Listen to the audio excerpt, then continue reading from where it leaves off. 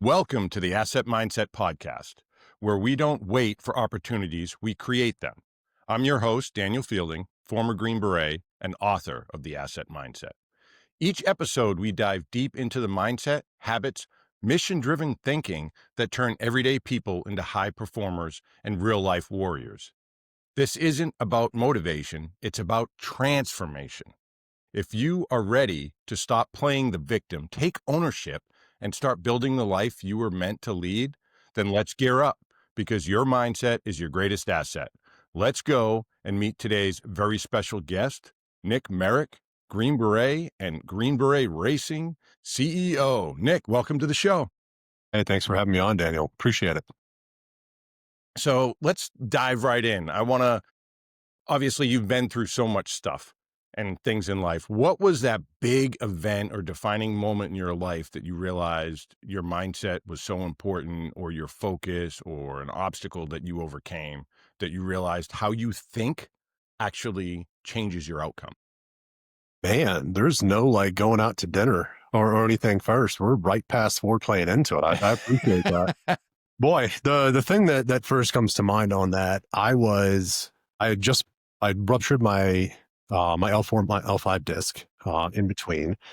And I was going through a divorce, and I had relied heavily on my identity as a Green Beret to make myself known. You know, it was the typical joke that we make about Texans, that they'll say that they're a Texan before they say their name. I felt very much that way. That was who I was. I was a Green Beret, I was a father, and then I was a husband. And going through a divorce and losing my physicality. I'm not a small person by any means. And I was no longer able to put that out there as, hey, I'm bigger than you, I'm stronger than you, and I'm faster than you. I didn't have that anymore. And when my wife left me, I had no longer had my kids. So here I was in this giant identity crisis, not in a good place for anything. And I found every negative coping mechanism that I could. And I remember driving back from Texas, where my daughters live. I come to Colorado, and I had divorce papers in my passenger seat. And I'm in West Texas, and for those of you listening that haven't been to West Texas, I don't recommend it. It stinks, not nice. There's nothing to see, so I only had my misery, my failure to sit there, and I'm in tears. I'm 4 hours into the drive, and I remember this song coming on by Rob Bailey and the Hustle Standard. Songs that I listen to work out all the time, and he always has these sometimes good, sometimes bad interludes in there where he's given motivational advice. And he says, I did the 9 to 5. I had the 401k, I had the house, I had the fence, everything that I'm supposed to do. And I always thought, like, this feels fucking stupid. And here I am. I have the tabs, and I have the badges and the deployments and the medals and all these things. And I didn't feel fulfilled by it. Right. It was always, if I get to this school, or I do that deployment, or I get this award, then I'll know that I'll make it. And the problem with being in that kind of a mindset is that there's always another level, right? There's always another school to throw on your accreditation, because we're in a world of high performers. And, you finish Sephardic and you're like, oh, dude, I'm it. And then you show up to the CRIF and everybody has Sephardic. And they're like, oh man, now I need a free fall, right? Or I need to get CivSec, or I need to, go to this school or that school. And there's always another one out there, because then you meet the people that do it. Mm-hmm. And at this time in my career, I'm in the CRIF, and I'm surrounded. We had distinguished service crosses in our troop, multiple silver stars, guys with multiple silver stars. Bronze stars with a V are, a stone's throw away. We had a guy with a JCOM with a V, which I didn't know that was a thing. Those are tough enough to get by themselves, but he got one for valor in that environment. And, everybody is just high performing and doing it. So losing my identity in that environment was terrible. And I remember thinking to myself, as that song came on, it kind of snapped me out. And I said, I'm at a crossroads. I can be the has-been, the guy that goes to the VFW, or you run into, and, you just finish a deployment, and I immediately go to, oh, well, in my day, I was this. Or we've all met them. And then like, Mhm. oh, well, I used to bench press this, and I used to shoot that, and whatever. And it didn't appeal to me. That didn't seem like that's where I should be sitting. So I came up with four things. And this was not like a quick coming. It was like a 7.5 hour conversation with myself. And I was answering myself, so maybe I should have sought mental health for that. But um I I put rules in place for it, and I said, okay, I'm going to find things that I want to go do that I can't rely on other people. Right. And I say, I can't say I'm going to go be the CEO of Ford. There's too many other things in place for that to say like, okay, this is a goal. 30 years from now, different story. But hey, I want to achieve this in the next 2 years. So I decided, all right, I'm going to reenlist. I'm 15 years into my career. I might as well. I wanted to buy a house. I'd never done that before. I wanted to become a warrant officer, and I wanted to start a business. And I knew nothing about any of that. So I went back right away, went to retention, re-enlisted, used the money to buy a house. And I just started getting on Google and researching, and I started a business. I knew guns, I knew how to shoot, I knew how to instruct for Green Beret. It all made sense. So I started a firearms training company, got my FFL, got it off the ground, landed contracts, and pretty soon I was getting a little bit of a follow recognition. Landed some contracts to train some police departments, and I was like, this is really cool. And I started this burning passion to do things all of a sudden. And Mhm. 2 years later, I'm walking across the stage as a warrant officer, and I had achieved more in that 2 years than I feel like I had in the previous 15 because I didn't really know what I was going for. But when I put these goals in front of me, I started to realize, wait a minute, I'm putting my energy in the wrong place. I'm caring about the things that didn't matter. And it's almost as if when I started seeking things that weren't necessarily in uniform, I became more successful, got more opportunities, and achieved more in uniform because I had a different mindset. I had a Mm. different way of looking at the world. And I don't know what changed, but I started getting emails and phone calls and questions of, "Hey Nick, can you come up to group? We got an idea we want to run by. We want to get your opinion." I'm going, I'm a W1. What do I know? Right? I don't even know if I work at this point. But it was a very different place, and it snapped me out of a very dark spot in my life. So, getting back to that drive, you said there were like 4 things that you came up with. Can you share those 4 things? Yeah. Reenlisting, starting a business, going to the warrant officer course, and buying a house.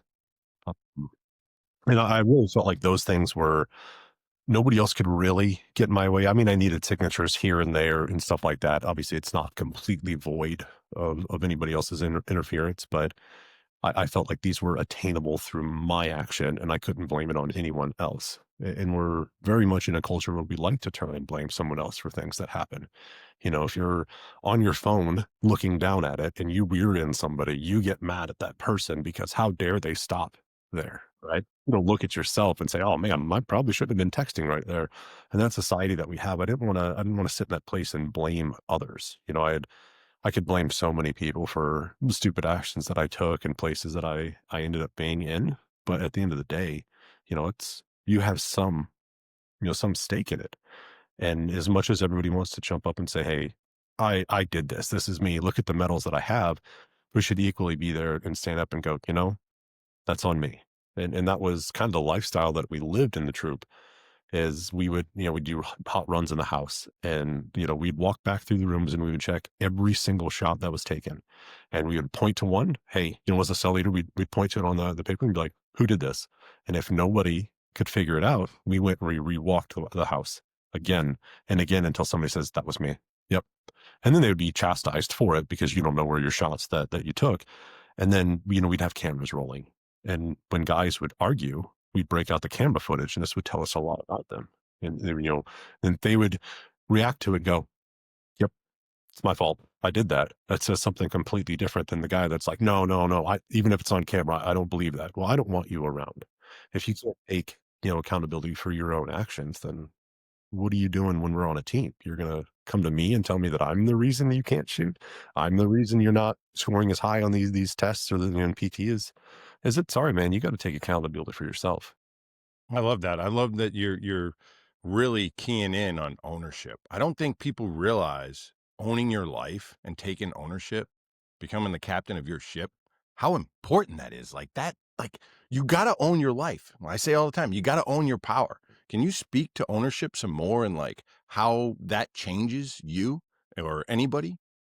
I I'm a really big believer that you have to take part in your own success, right? There's millions of movies and books out there that talk about trust funds, right? Trust fund kids and how they don't live up to their parents and whatnot. And we hold this in our society that, oh, if you don't work for it, you don't appreciate it. That old cycle that goes something like, hard times create, hard men create, easy times create weak men create, hard, or however the cycle goes. I'm mismanaging that, but the the idea behind taking ownership of your own story, as you were saying, your own success, playing a part in it, you're not going to get anywhere if you think somebody's just going to hand you the things. And even if they do, you lose it. It's why 90% of lottery winners, with statistics up there somewhere, fall back into poverty. It's because they didn't work for it. They don't care about it.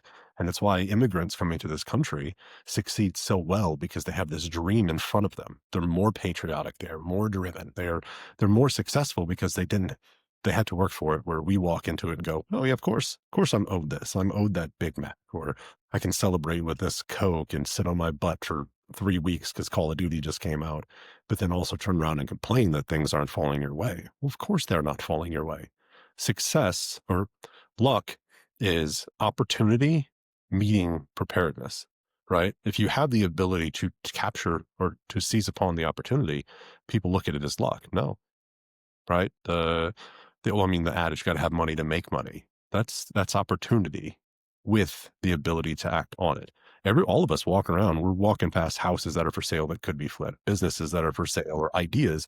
And if you don't have the ability to act on it, then it just goes to the graveyard with you. So if you don't prepare yourself for it, you don't take ownership of your own actions, your own ability to go and do stuff. Well, no kidding, life's passing you by. And you can take Yeah.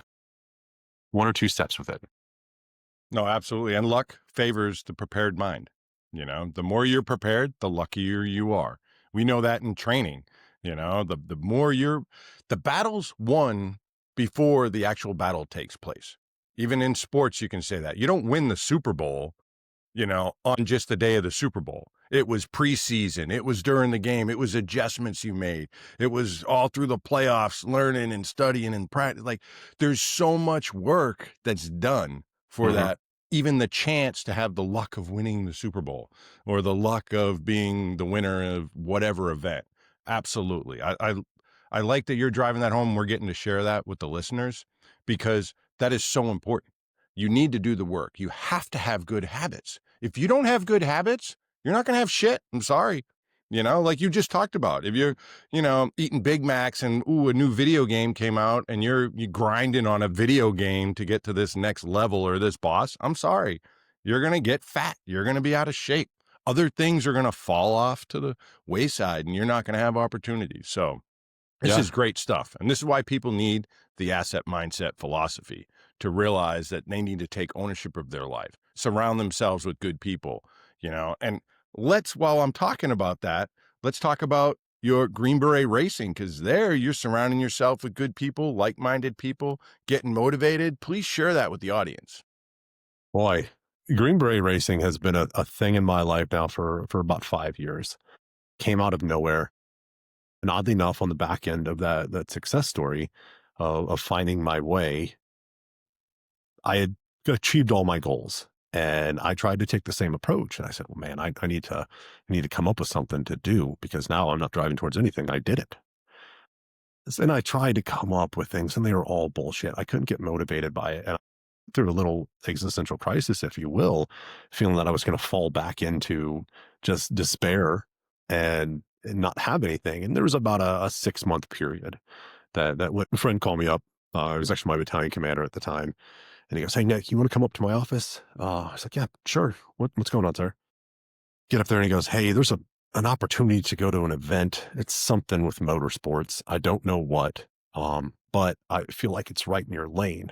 And I was like, sure, I'm in. So I was working for the Special Forces Foundation at the time, and I called up Gary and I was like, "Hey, man, I'm gonna go do a thing. I don't know what it is, but I'm gonna give me some stickers. I'm gonna go rep it on whatever vehicle I'm racing in a place to do the thing." And he connects me. My battalion commander connects me with a guy that he went to Naval Postgrad with, and I'm talking to this dude, no clue who he is, right? And I'm just calling him by his first name, just chatting this and that. We're talking about motors for about 3 weeks goes by. And finally I was like, dude, what do you do? And he goes, oh, I'm the commander of MARSOC. And I was like, oh, like, currently, like the dude? And he's like, yeah, I'm the dude in the seat. And I was like, oh shit, sorry, sir. And he's like, you fuck that, man. We're racing. Like, this has nothing to do. That's still one of my close friends. I've slept at this dude's house. We just ripped dirt bikes a couple weeks ago in North Carolina. Wonderful human, but you had put this idea together to get just a bunch of dudes together, go race in the desert, calling it the military challenge. So I went down there, called up my a buddy of mine who I was deployed with. We were in Africa a few times. He had just retired as the team sergeant on a 3rd Battalion, 10th Group, and we do the race. Somebody else's vehicle, someone's running the pit. We have someone giving us gear. They paid our entry fees. Someone's taking care of our hotel, right? Our rental car, all that stuff. It's a wonderful experience. But we didn't know what we were walking into. And this is the largest off-road race in North America. 68,000 people came through that year, right? It's huge, like 1,000 teams and whatnot. And we're racing in this special category called the military challenge. So they have a bunch of nonprofits out there being represented, and we get in a vehicle and it is old, rickety. We started up a 2019 Polaris. That was a 1000 XP, so not turbo, nothing fancy on it.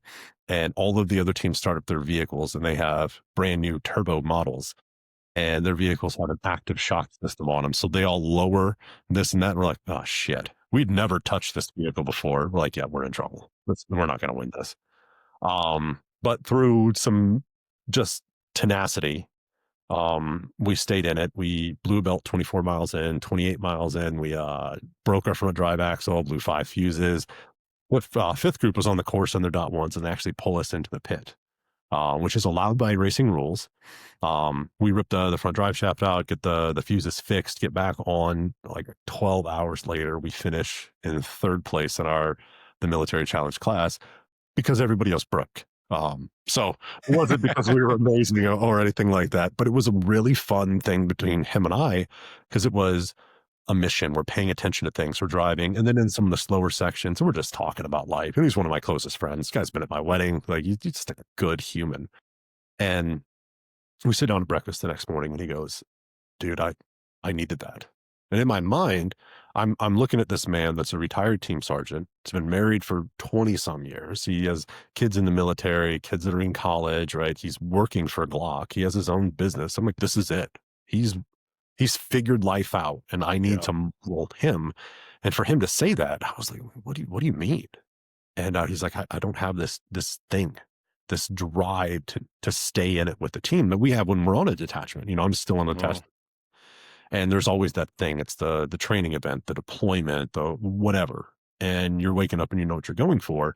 He's like, I don't have that. I wake up, I punch a clock, I teach a bunch of people how to shoot guns or whatnot, and he goes, but I don't have the same thing. So we sitting there, giant stack of pancakes in front of me at some roadside diner in Las Vegas. And I was like, well, let's do this. Like, if this is it, and I'd heard this before from another friend of mine shortly before that had went to the VFW.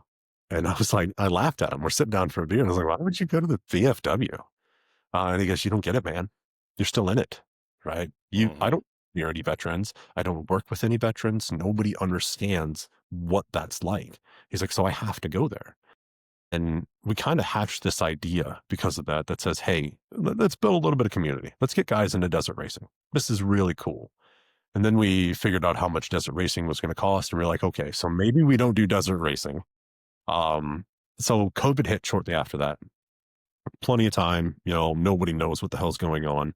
So I'm kind of working through the idea, buy a dirt bike, go out, do some racing on that, get some guys with me. And I formed an LLC and I was like, hey, maybe this will do it. And I'm soliciting funds for people to help support, right? Not come into the business, but just going like, hey, I got guys that want to enter this dirt bike race. Can you chip in a few dollars for their race fees or for fuel or whatever it was? Can you give us some gear?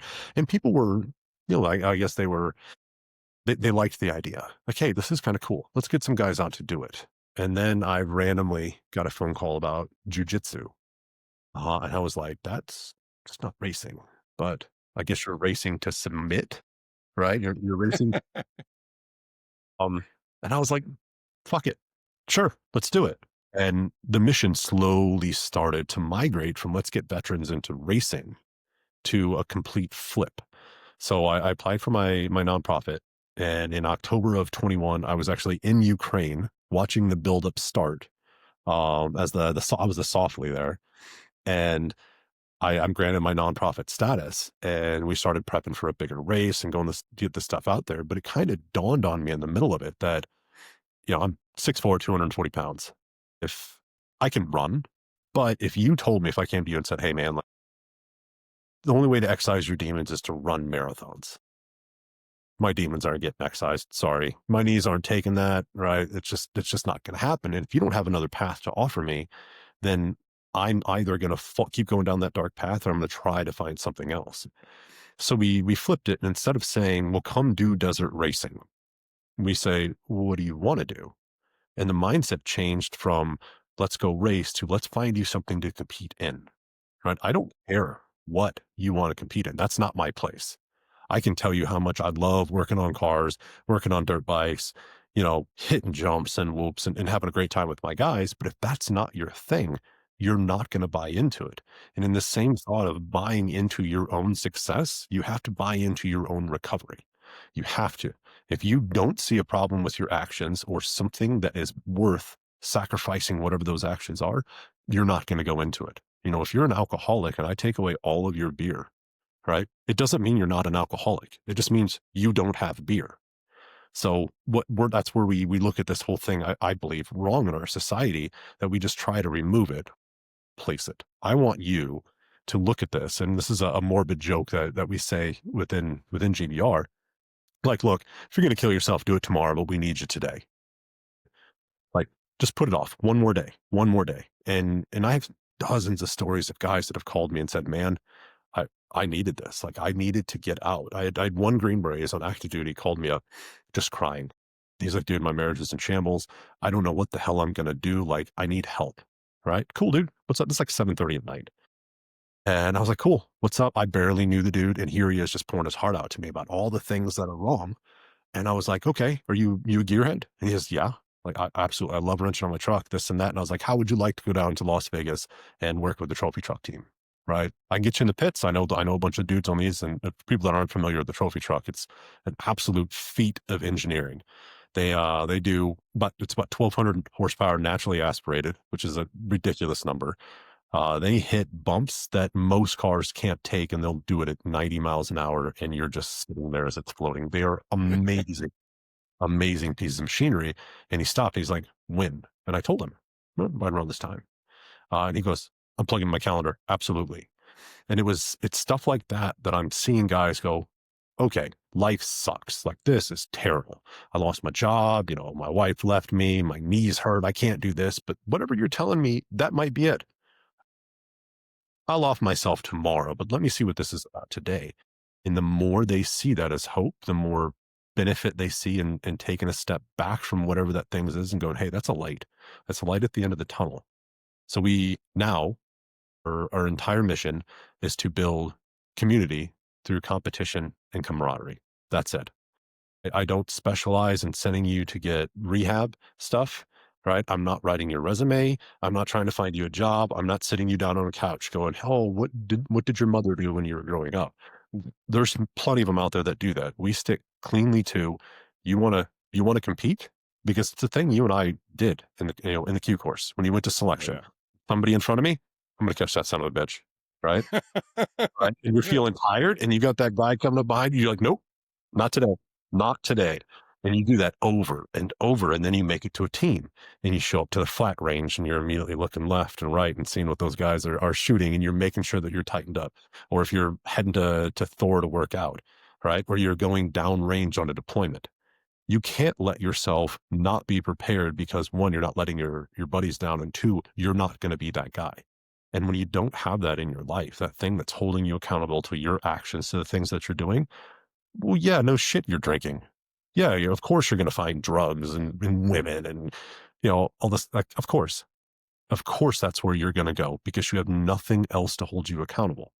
And the way that I kind of address this is we don't necessarily have a wonderful way of success when it comes to addiction and suicide, right? It's either you're not an addict and you're completely clean and you're a monk now, or you OD'd, right? Like there's no in between. And I think that's a wrong metric and it's a terribly tough thing to figure out. But if you came to me and you said, hey man, I'm an alcoholic, dude. I'm drinking a ton and I need to find some other thing. And I say, well, cool. And let's say you're interested in dirt bikes.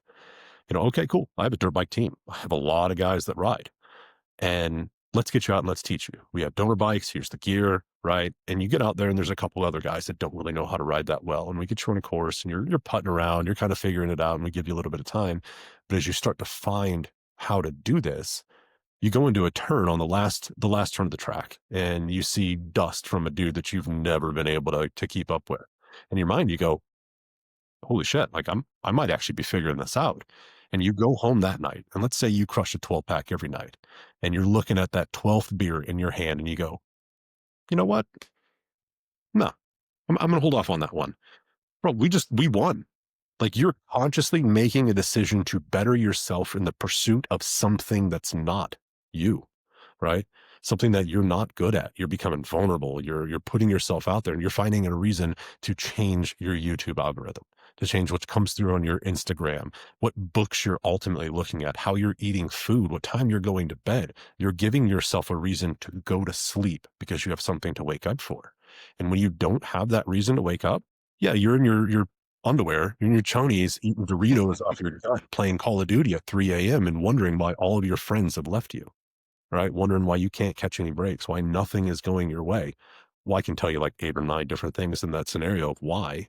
So we're not after making you sober, right? We're not after getting that job of that 6-figure payment. We're after you making the conscious decision to change what you're doing in pursuit of that something, that purpose beyond profession.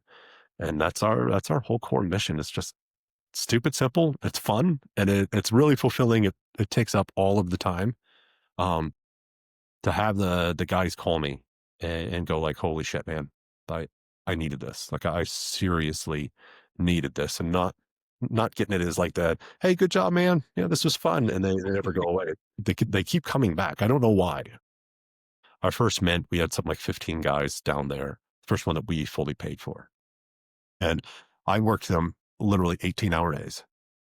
Or we were getting back to the house about 11 p.m., 10, 11 p.m., and we were up at 5 a.m. And we did it for 6 straight days. They didn't go to the strip one time. We had to weld a whole new cage on the vehicle, get it completely race prepped, all this kind of stuff, get the dirt bikes wrapped and all that kind of stuff. We had Street Fest that was going on. We were just presenting this entire image. And Saturday night, when we buttoned everything up, it had to be 10 o'clock and at night. And case of beer for everybody. And I was like, hey, I want to thank you guys. Like, no, dude, thank you. This was awesome. I was like, let me get this straight. You came to Las Vegas and I worked you for 18 hours a day with no pay. You received no compensation for this. And you guys are thanking me. And they're like, dude, this was amazing. We absolutely worked our balls off. It was for a reason. It was that team environment that I need to be up because this car is not leaving the pit without me. The same thought that we all have. So why not represent that in a different stage of your life? No, absolutely. And I think you're nailing it. Passion, purpose, right there. If you have passion and purpose, that's a game changer. Oh, When you completely. don't have those things, there's a void in your life. And Yep. you're like, and then just like you said, you're filling the void. Alcohol, food, women, going out late. Some people video games. I am not the video game generation, but yeah, but yeah, filling the void with the wrong things, that's not good. It's not going to help you. So you given passion and purpose, brother, I'm proud of you for what you're doing. I can see why the guys are like, thank you, because just like your buddy there from Marsoc, you need that, especially when you get out. I mean, that was one of the struggles for me. I was blessed. I got out and I did some team stuff in a sense with the new team. It just happened to be Kid Rock and his band and touring crew, but that was a tight knit crew. Absolutely. And so I went from one group, my ODA, and Yeah. then I got that team. So you need to find that. And I can see why guys, yeah, they'll work 18 hours. Hell, we'd work 24 hours straight with no sleep on a team where you're with the right guys and the purpose and the mission. So I love what you're doing, brother. And I want to somehow figure a way to be involved. I am good friends with somebody that does moto. I don't know if you saw the episode I had with Davey Millsap. He's an amazing person. He's motocross champion several times. He was the most winning amateur ever, but I think he's out in Lake Havasu. I should probably connect you to. He's got a lot of connections. He's now a coach for racers. So it's something I'm sure you guys would hit it off a lot. And I just love the concept of supporting people and their passion, because the struggle is real for everybody. Like when you get out and you don't have that thing, you're going to struggle. I don't care who you are. Like you talked about it, you can be a big badass Green Beret, all these schools, all these medals, whatever. If you don't have purpose, you're going to struggle. Doesn't matter. So yeah, Yep. it doesn't matter at all. Yeah. So if somebody wants to know more about Green Beret racing or what Nick is doing, please hit pause right now. Go into the description, look up his info, reach out to him, connect, donate, participate, whatever you're feeling called to do it. And of course, follow, like, and subscribe the Asset Mindset Podcast. Give us a like or share this with somebody that needs to hear what we're talking about, because there's some good lessons here in life. So Nick, what else would you like to share with the audience?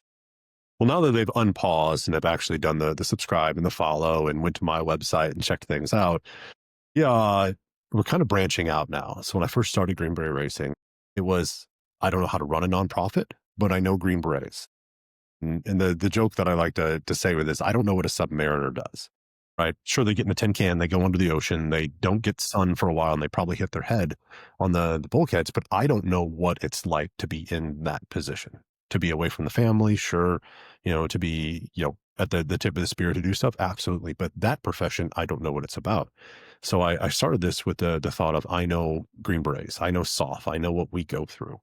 And I've always wanted to branch out and bring this to everyone else. I was talking to Denny on his podcast about this, that conventional guys go through some stuff. When I was in the infantry, man, we didn't have the Gucci gear. We didn't get all the cool support. When I got shot, we did the same circle 7 times in a row. And on the 7th time I got shot.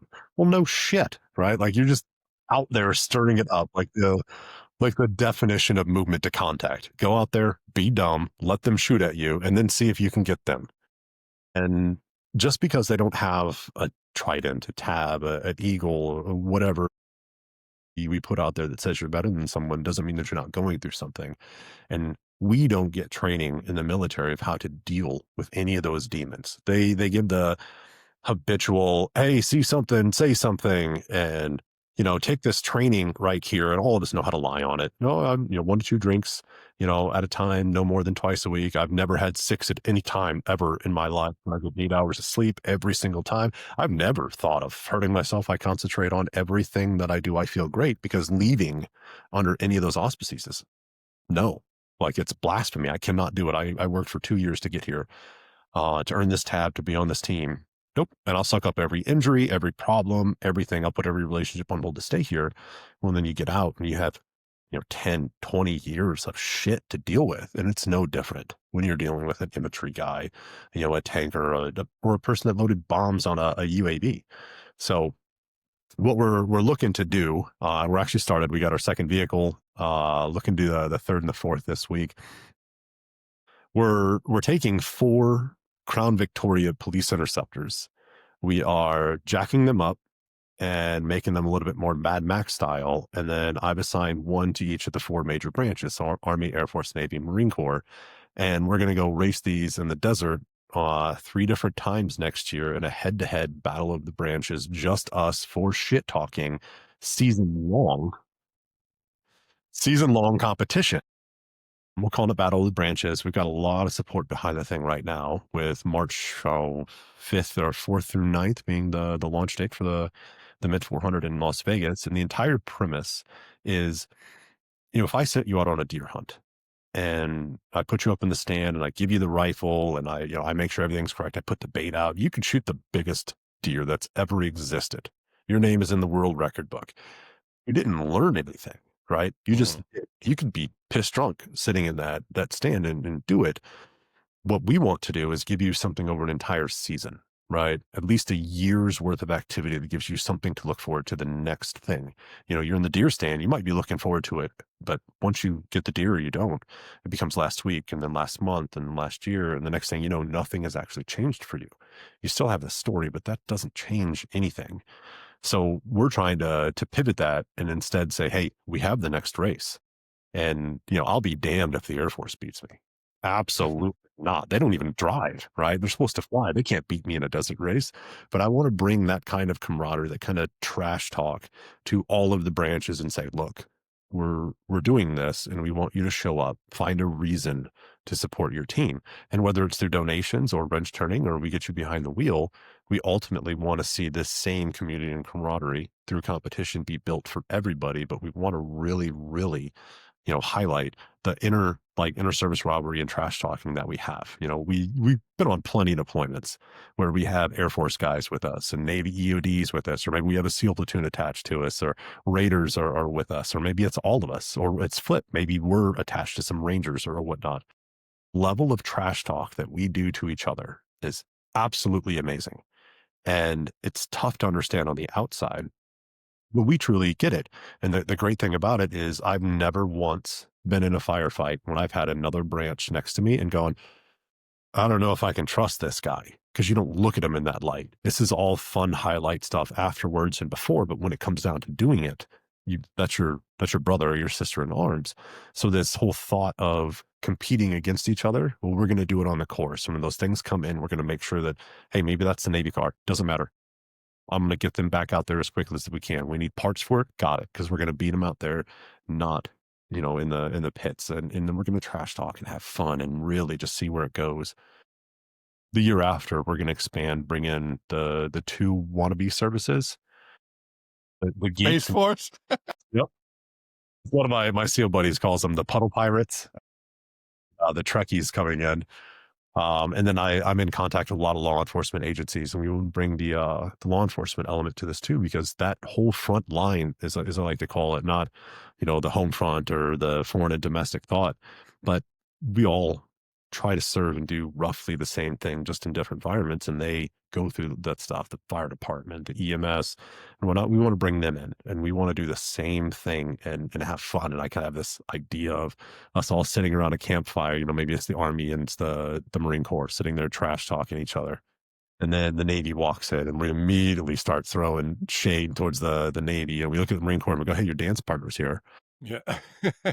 Now in the Air Force, everybody has to talk trash on them. And we're all going back and forth. And then in walks the cops and everybody just gets quiet.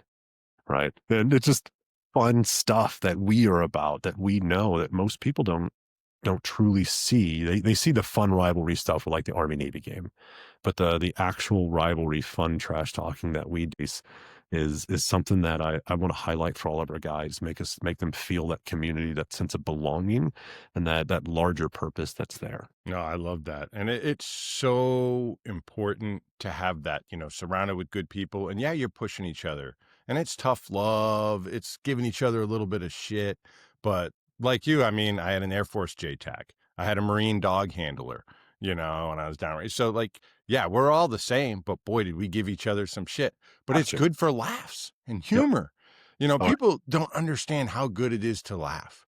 Embracing the suck when you're in a suck situation and you can just make jokes. I mean, we've been doing it here a little bit in the podcast, and even prior before we went live recording, like humor is very important.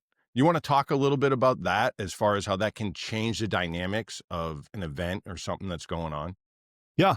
The first story that kind of comes to mind, that same softly gig that I was doing in Ukraine, we had a SEAL platoon attached to the task force, and I had just finished a naval free fall course with a couple SEALs, And there was also a couple other naval elements that were there, but the SEALs and us, we linked up. There's only three of us for me, or two of us, two SEALs and three GBs that were there. And naturally, we migrated towards each other. We're, drinking beer and talking trash and all that kind of stuff. And we had a pretty good bond.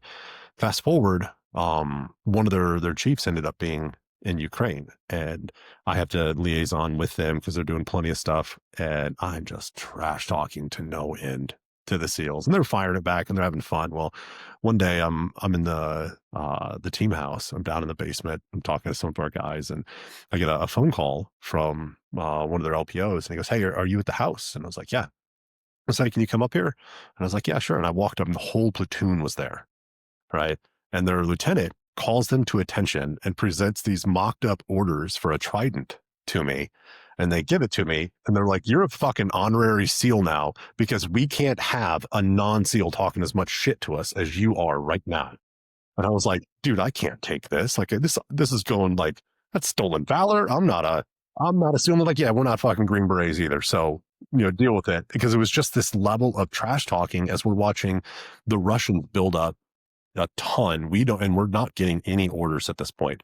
We're like, "Are we leaving?" We got extended. Like, we were supposed to leave just before Thanksgiving. We didn't leave until fucking damn near February.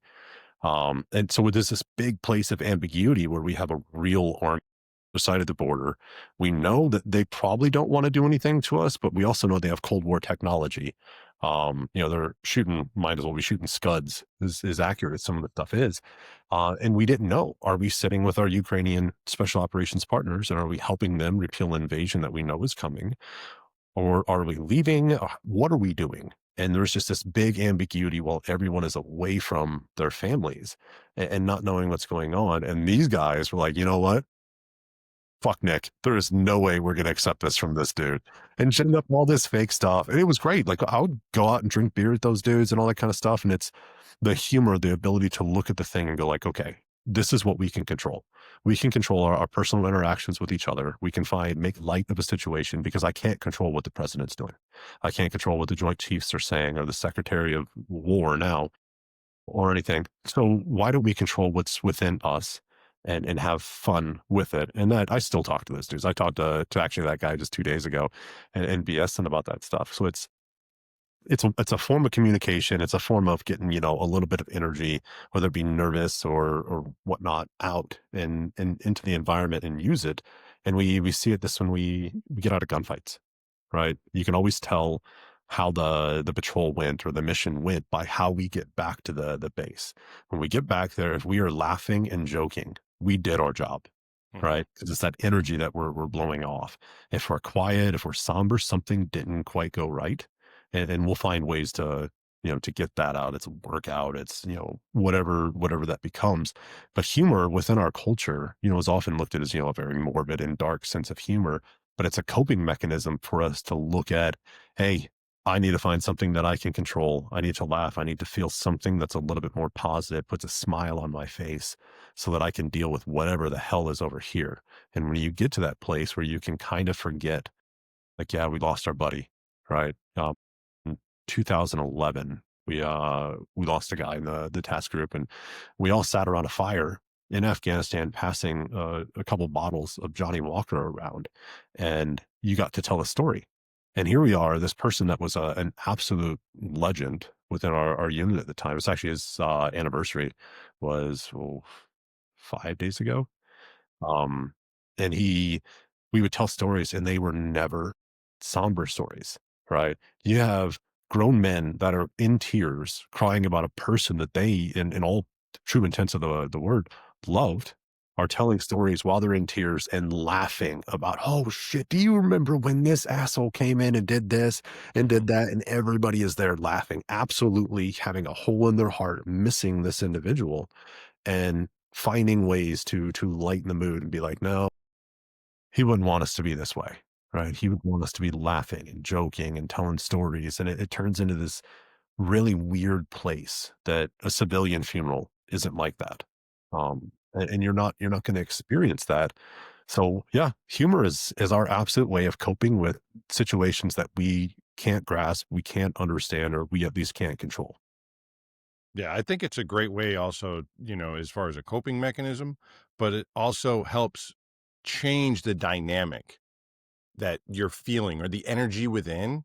Because when you laugh, you smile. And when you smile, it just does things. There's science behind that, for all those muscles to go. And that's almost like the fake it till you make it as well, like just laughing at. But there's really science behind that. You start laughing and smiling, even in the worst things, it's going to make you feel better. Now, is it going to make the pain go away or the sorrow? No, but it will make some changes. It will help change the energy within you. I know, I had that because I've dealt with loss too. Luckily, nobody in my team. We've lost people in the company, whatnot. Art Lilly, God bless you. And he was a gearhead. I don't know if you ever went out by Uwari and did anything with Jeeps or Well, whatnot, but yeah, there's a trailhead, Master Sergeant Art Lilly.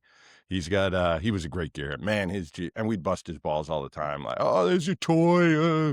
But, it's just good stuff. Great stuff. And I think people, you're listening, try and do that. Laugh at the suck. Laugh at it. Find jokes, memories, twist it around, make yourself laugh. Because you know what? The struggle is real for everybody. You're going to struggle in life. Nick struggled. I've struggled. We're Green Berets. We've been through all kinds of shit. But guess what? You still have stuff to deal with. Firefighters, first responders. Hey, you're a nurse working in the ER. You see trauma and things happen. You're a regular person just going to the office. You get in a car accident. Shit happens. There's trauma, whatever. It's part of the human experience. Get over it, reframe it, figure it out, find passion and purpose, just like Nick has. And I love what you're doing, brother, because I'm proud of you. You're helping others find their passion and purpose. absolutely. And when you do that, how fulfilling is that when you're Man, able to help others? it it's what keeps it going. I think it's the difference between that cubicle, punching a clock, 9 to 5, I'm earning a paycheck, and actually investing in something.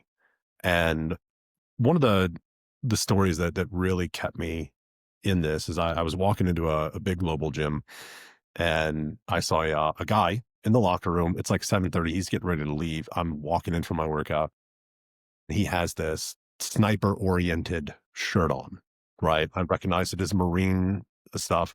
And I looked at him and I was like, "Hey, are you a pig or a hog?" And his head popped up and he looked at me. He's like, I'm a pig." And I was like, "Hell yeah, dude. Like, I'm in the army, but I'm equivalent of one of your hogs." Right. And he kind of was like, "Dude, hell yeah." And something told me, I was like, I need to tell this dude a little bit about the mission.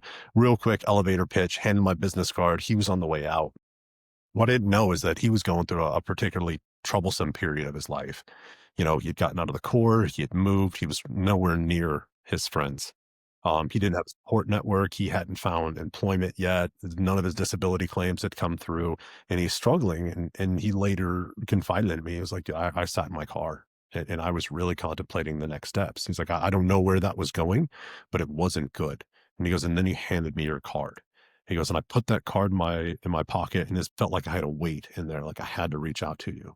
And he he sits there, he texts me this fucking novel, War and Peace, right? Came on way too strong. But I had just gotten back from a deployment. We were prepping for the biggest race that we had that year. We were opening a headquarters. We were doing merchandising and setting everything up. We were in full swing, and I absolutely spaced responding back to him. And about a week and a half, 2 weeks goes by, and he told me, he's like, "Dude, I was wondering what the hell's going on, right? I need something." Like, and he's like, "I'm continuing to go down a path." And he goes, "And then on a whim, I reached back out to you."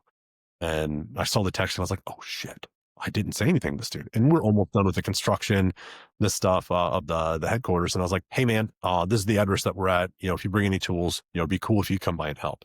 And he shows up, tool to Tin Man Taylor, full belt, all the tools in the bed. Dude was ready and motivated. And we didn't really have anything left. Like literally the paint is drying. So we find a couple things to do, and it's me and two other Green Berets and him.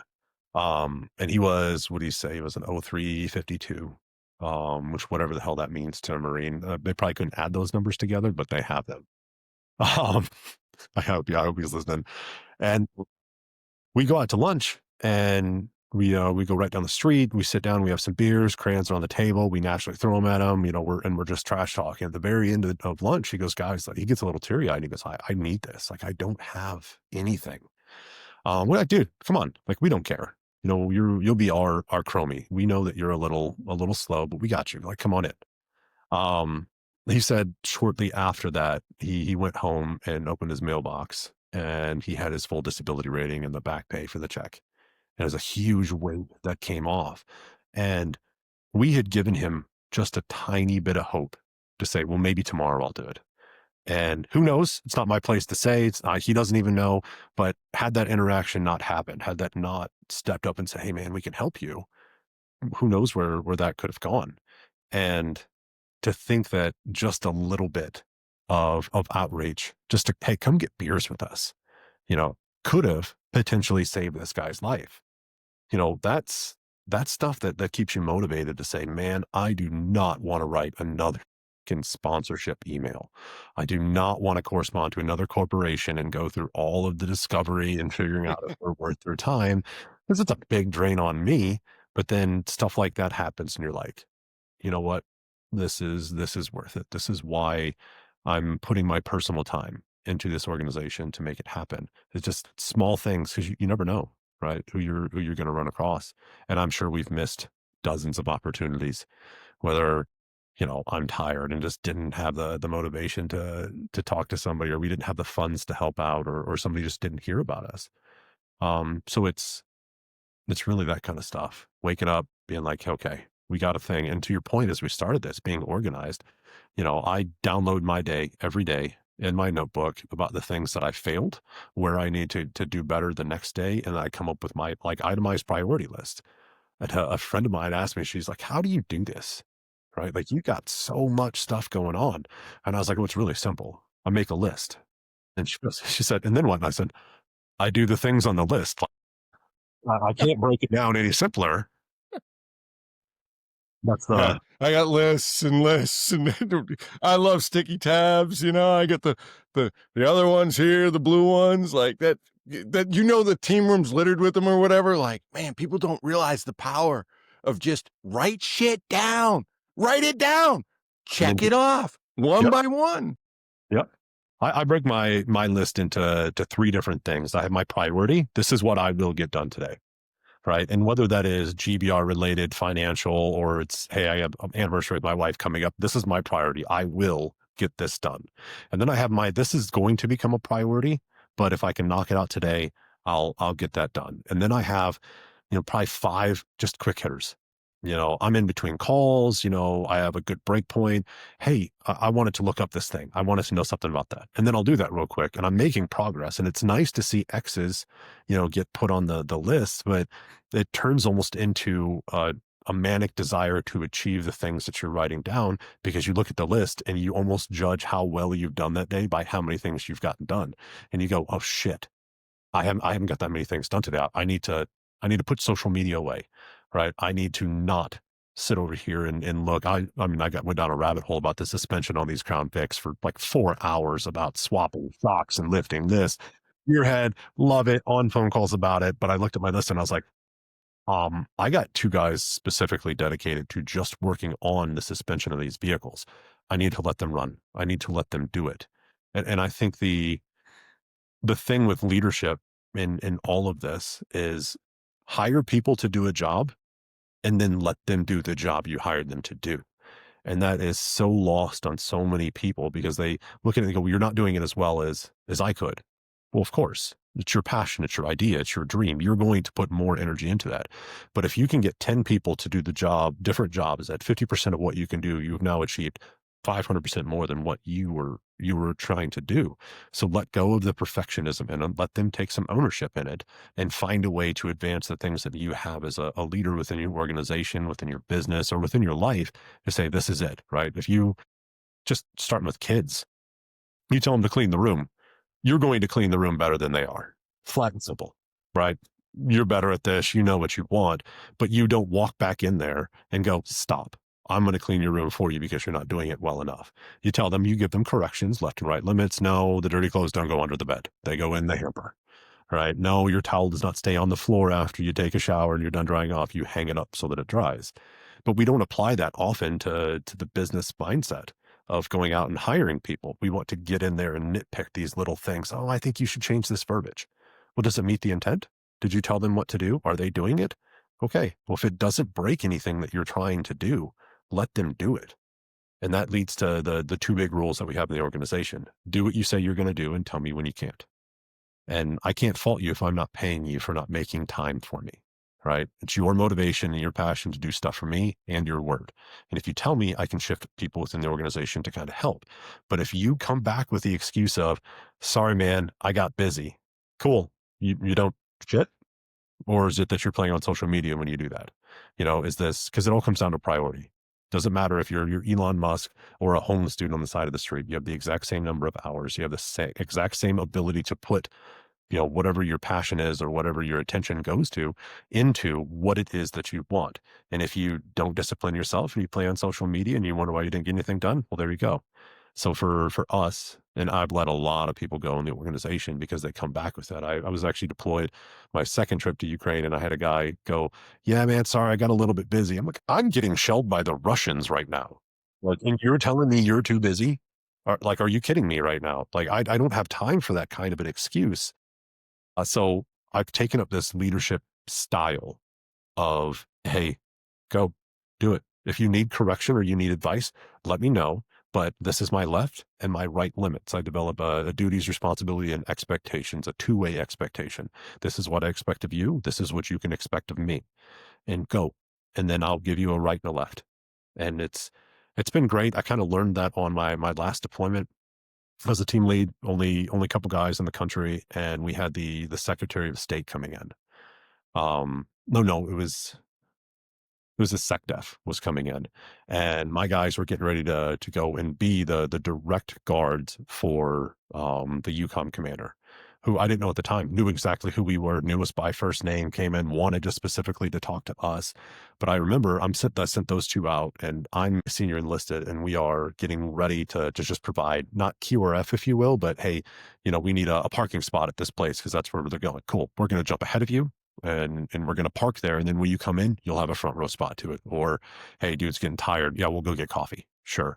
And we did this bounce back and forth. But the first day they were up and it's 2v6s, right? Going to meet with the senior commander, the Supreme Allied Commander of Europe, right? This dude has more stars than I had dots as a warrant. Right? More rockers than any of my guys have. Actually, more rockers than all of them combined. And I'm sitting there. I remember I'm sitting on the toilet and I'm sending out a text, and it was this obligatory, I'm in charge. Hey guys, don't forget, you're professional. You're representing us. Don't do this. Don't do that. Remember, we talked about this. And I remember halfway through it, I was like, I fucking hate when I'm told this stuff by command. Mm-hmm. I'm not going to be that guy. And I remember I just threw my phone across the room, and we come back and they have nicknames from the commander because of how well they did. Right? They just knocked it clean out of the park, and I trusted them, and I had no reason to send them some arbitrary guidance on stuff that they already know. I hired them to do the job. I hand selected them for that position, and I put them in the place to do that specific job. Why the hell do I need to call them and be like, hey guys, make sure you do the thing that I brought you in to do? Well, no shit, right? Nothing has changed, right? Why are you talking to me? You're wasting your breath and you're wasting my time.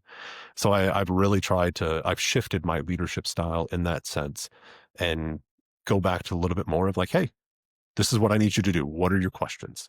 Right? I'll answer. My phone's on. You can call me when you need, but what I need from you is A, B, and C. And I think there are two different types of leadership styles in this sense. I can tell you, I need you to get to D, and you're going to do it A, B, and C. Or I need you to get to D. If you do it, C, A, B, and you still get to D, cool. But if I prescribe the second set, get to D, I don't care. I don't get to come back and criticize you for not doing it A, B, and C. You did it, right? We can talk about the approach, all that kind of stuff. Hey, what were your thoughts on this? Why? Okay. I see it differently. And when you're a young team guy, and you're told to be in charge of something, hey, 18 Bravo, go put us in a machine gun position up there. If the team sergeant is over his shoulder saying, nope, not there, right? Put it over here because that's where I would put it. You're not teaching him anything. You're not letting him lead. If it doesn't violate any of the fundamentals, he has clear lines of sight. He has the ability to do any kind of fire that he needs. Everything is there. Okay, well, let him put it there and then talk to him after. Let him learn, right? That's going to suck. That climb's really not going to be fun. I would probably put it over there, but you're going to learn. Right. And Yeah. that is a completely different thing. And not to belabor this point, but in one of my favorite Green Berets that I've ever worked with, retired. See, I think he's the USIS Oxnard major, or maybe he was getting ready to be there. His name's Ted Munter. Came out of 10th Crew. He was the operations sergeant on my first deployment with the SF, and this dude was fucking awesome. And I didn't know the story at the time, but he went out with an ODA, and they were going into the Korengal Valley and heading up, and they're going to support the SAS on a mission. And they come under fire, and it's the junior Bravo in the company. I don't just mean the team. I mean, he's the junior's Bravo in the company, 18X Beret, one other GB, and then you have this Silver Star, Purple Heart recipient, Sergeant Major behind him. And the way that the guy tells the story, he says, yeah, right there, we get into a firefight, and I'm looking at the Jundies, and I'm like, hey, I need fire here, and I need this here. So, and I get to the Sergeant Major, right? And I go, and I start to move on. And he goes, and in that moment, Ted looks at me and goes, fuck that. Where do you want me? Right? You have this guy that has all of the clout in the world and the absolute ability to go, my firefight, I'm running this. Looking at the most junior dude in his first firefight and just saying, run with it, do it. He can step in. He could have taken it. But in that moment, that is such a valuable lesson as he popped his rucksack, quick releases to go lay down fire as a Bravo Right rifleman, instead says, lead it. And that guy shot up through the ranks. He became a stellar leader, still is. He's a sergeant major himself now. But in that moment, Ted let him do the thing that he was hired to do and only was there. I mean, if he would have went wrong, he would have absolutely stepped in and be like, I got this, check, we need this. But he let him do it. And we have this feeling as leaders that, oh, we can't fail. No, fail. That's the way that you learn. If you're going into an operation and everything, or a business plan or a proposal or a job interview, and you don't think that you can fail, you're either not taking it seriously enough or it's not good enough for you. Right? It is well below you. You should be going in and double checking, man, I need to double check this. But when the deck is stacked in your favor, not because of the opportunities that you presented, the passion and the drive that you have, but because some outside entity is making that happen, you will not appreciate any lesson that you have. You will not take anything away from that other than, yeah, we did it. Cool. Right? So hire the people, let them do the things that they do. They're not going to do it as well as you. Unless it's like accounting and you're not an accounting guy. Yeah, take that all day. But all right, belabor that point all day, man. No, that's great. And I really, Nick, man, I'm proud of you. I love what you're doing. I love what you just shared. I think the audience is going to get so much from this. I mean, not to micromanage, to let people go, the things with passion and purpose, your organizational skills with your list and like prioritizing, like, hey, I got to get this done. Like, there's so much knowledge here that you're sharing. I want to thank you again for coming on and being a part of the asset mindset, for being someone that takes the positive mindset and making change in the world. Brother, I I can't give you enough kudos or attaboys, sustains, the things that we would say. Like, just keep going, keep doing it. If I can be an asset in any way, I want to. I think I might have to maybe get an asset mindset sticker somehow, some way on one of your vehicles. Or maybe, I don't know if I can work up my schedule. I'm pretty good at turning wrenches. I was a Charlie, but I've replaced back in the day, I had a Chevy Blazer. The hard top back came off. It was a 1991, I think. I know. And I changed that 350 engine in 5.5 hours by myself. Yeah. Ooh. Now, listen, it was the second time because I was a dumbass and put the flywheel in backwards. Bet you learned. Knew the size of every single thing. I was so pissed too. Like, damn it! I put it won't start a foot. Fuck! So I go in there and I'm like, that's it. I'm fixing this tonight. And I just went nonstop, and every bolt was already cracked and loose. So that's why I did it. But I can still say, yeah, I took an engine out and put it back in 5.5 hours by myself. The first time it took me a couple days. That's everything that you're talking about there. The lesson that you learned in paying attention, dedication to it, the hard work that it takes, that drove home, and I drove it home. And I'll bet you when you drove that Blazer around after, you were far more proud of that car than you were before. You're like, I did this. This engine is with me. right? Not some mechanic. You'd drop that off at a shop and they'd have done it in 2 days, charged you 4 times the worth of the car, right? You'd be like, cool, yeah, I have a Blazer. This thing is really cool, right? But you did it. And that's a very powerful message that you can take to anything else in life. When you build it, when you put the work in for it, you don't just learn from it. You now have a passion for it. It's your thing. And when we get guys behind wrenches, when we get guys on racetracks and stuff like that, guys that they don't know shit about cars when they start. And we start them off with grease markers on just the lug nuts. Hey, go draw a line on the lug nut and onto the rim. And when this thing comes into the pit, I need you to walk around and look at every single one of those lines and make sure they're still tight. And if they're not, if it's out of place, call us and we'll fix it. And then they start learning the other parts of it and getting into it. And they're like, oh, okay. And then they'll call us up and they'll be like, hey, so I just bought this shit box on Facebook Marketplace. Can you guys help me out? Absolutely. Let's work on this thing, man. Let's have fun. And to that same point, it's doing it yourself. You're showing up for yourself to make yourself uncomfortable, to learn, to figure it out. And you get so much more from it. You're going to grow. Absolutely. So, what would you attribute your biggest success, or what message would you like to leave the audience? I call it my wet socks theory, right? When you go to the field for the first time, the field problem just starts. The most important thing that you have is your dry feet. And you will do everything in the world to keep them dry, right? You will find different ways around little ponds and creeks and all that kind of stuff. But the second it happens, you can take one of two things. And I take well, this is going to be a story now approach.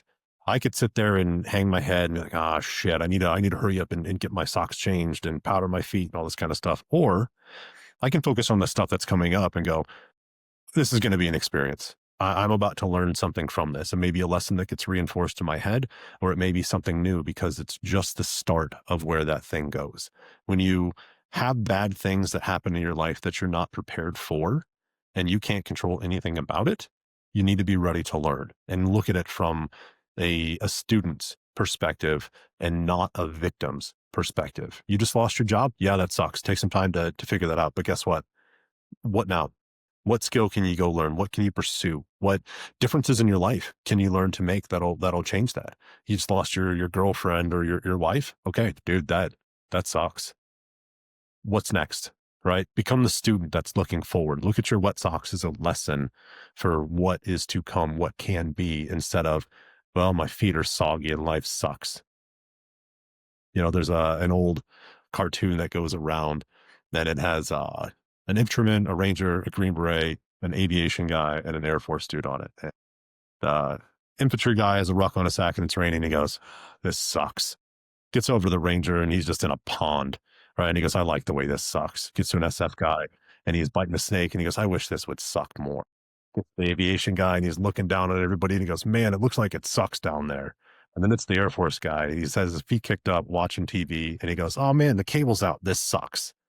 It's all a perspective of how you're looking at it. And each one of those different things is a fun look into the life of it, but it's how you perceive the thing that just went wrong that's going to define you going forward. Learn from it. Absolutely. Build a positive mindset, have a strong mindset, embrace the suck, adapt, improvise, overcome, surround yourself with good people, do all the things, and own your power. I love it, man. Thank you again for being here with the Asset Mindset. Don't forget to follow, like, and subscribe, and definitely go in the description and find out more about Green Beret Racing, and it's not just racing. So one more time out there, audience, do not forget, own your power.